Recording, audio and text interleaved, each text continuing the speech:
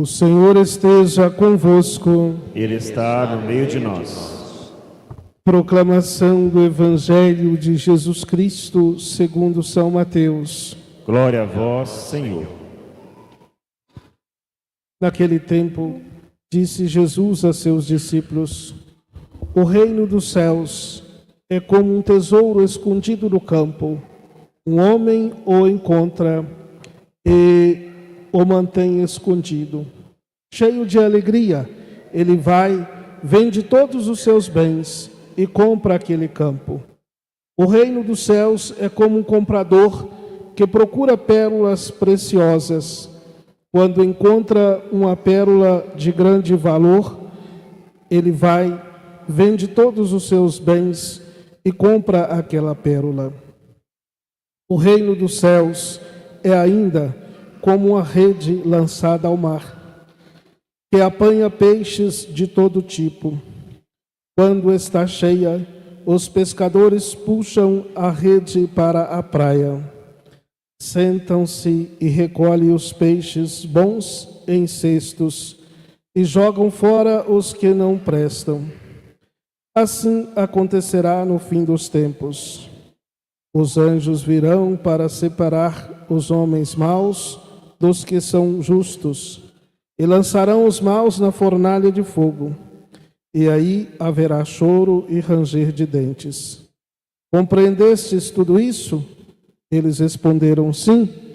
Então Jesus acrescentou: assim, pois, todo mestre da lei que se torna discípulo do reino dos céus é como o pai de família que tira do seu tesouro coisas novas e velhas. Palavra da salvação. Glória a vós, Senhor. Meus irmãos e irmãs, o 17º domingo do tempo comum, nós temos a conclusão do capítulo 13 do Evangelho de São Mateus. E nós temos no capítulo 13 7 parábolas. As 4 primeiras nós ouvimos e meditamos nos 2 domingos anteriores. O 15º domingo é a primeira parábola, a parábola do semeador, que semeia a boa semente, que é a semente do reino, e tem ali os 3 tipos de terreno, né? O pedregoso, o que é à beira do caminho, os espinhos e o terreno bom. Então ali nós temos o começo, né, mostrando que o reino é um dom de Deus, é o senhorio de Deus sobre nós, nossas ações, e o reino é para todos nós. Segundo, domingo passado, 16º, nós tivemos mais 3 parábolas. Ainda na questão da semente, a inclusão da semente ruim, o joio, né, o chamado joio, que é fruto das escolhas, aquilo que não é de Deus, né, que não é do reino, por assim dizer. E a parábola da semente da mostarda, que é uma árvore que cresce e abriga, e a parábola do vinho, da farinha e do fermento, né, que é misturado, transforma. Então, ali teremos, 4 parábolas. E hoje, as outras 3, que nós acabamos de ouvir. A parábola do tesouro escondido, a parábola da pérola preciosa e a parábola da rede lançada ao mar. Compreendendo um pouquinho, né, vendo um pouquinho, porque o gênero das parábolas, falamos isso no 15º domingo do tempo comum, o gênero parabólico na Sagrada Escritura significa girar em torno, né, como contar uma história e aquela frase, né, vamos tirar uma mensagem, ou o moral da história, né. As parábolas é um pouco diferente, porque nos convida a estarmos sempre, né, em atividade ou em atenção ou ali agindo, né, como personagens da parábola nos vários momentos. Então a parábola de hoje, as 3 parábolas que vai concluir, né, este capítulo 13 do Evangelho de Mateus, fala o tesouro, aquilo que é precioso, aquilo que é verdadeiramente importante no reino. E eu gostaria de destacar a oração que nós rezamos no início da missa, né? Às vezes passa, né?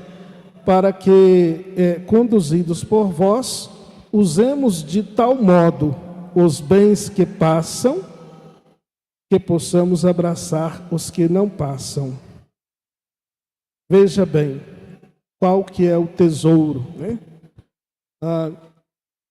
Às vezes, diante da morte ou alguém querido, né, no momento lá da separação, se usa aquela expressão, né? Só se leva da vida a vida que se leva.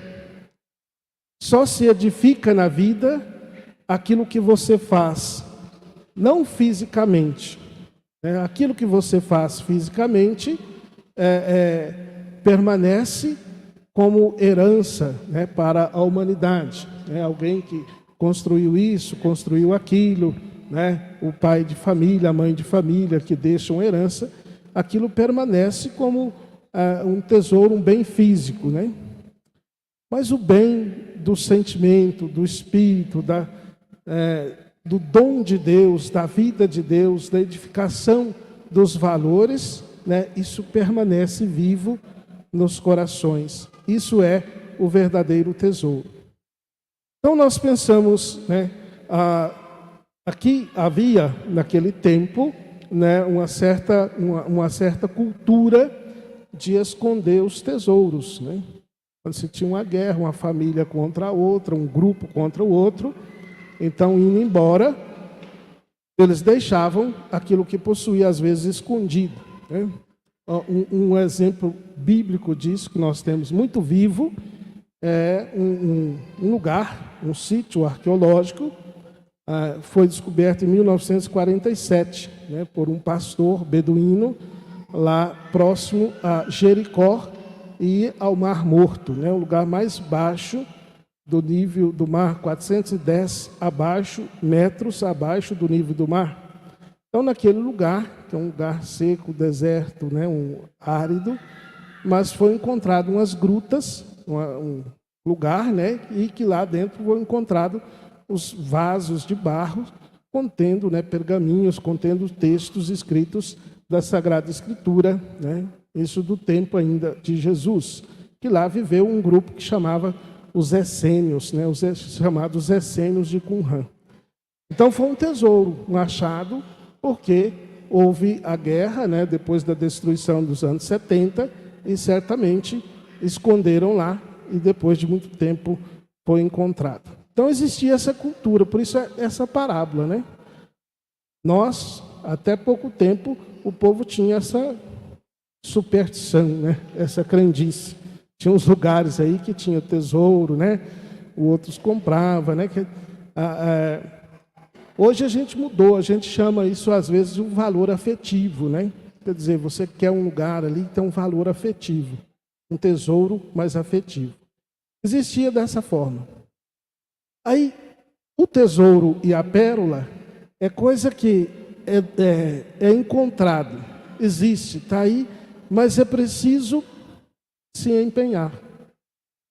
Então, aquele homem vai, vende tudo que tem e compra o campo. Vai, vende tudo que tem e compra aquela pérola. Qual é o tesouro que Jesus fala na parábola? Ele mesmo, né, o reino, a sua ação, o seu amor, os seus mandamentos, o seu testamento. O tesouro do reino dos céus, o tesouro de Deus. Deus como verdadeiro tesouro, como verdadeira pérola para a minha vida, para a minha família, para a minha comunidade, para a minha sociedade. Se nós assim pensarmos, né, onde está o coração do homem, está, né, ali a sua concentração, o seu tesouro, né, diz o texto bíblico. Então nós somos convidados a colocar nossa confiança, nossa esperança, nosso tesouro,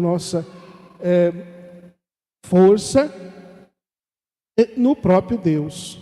O tesouro do reino é o reino para nós, é dom para nós. Quando nós encontramos, que na verdade fomos encontrados, no batismo, nós devemos então fazer todo o esforço, vender tudo que tem e comprar a pérola, comprar o tesouro, ser justo lá na questão da rede, significa fazer uma escolha pelo reino.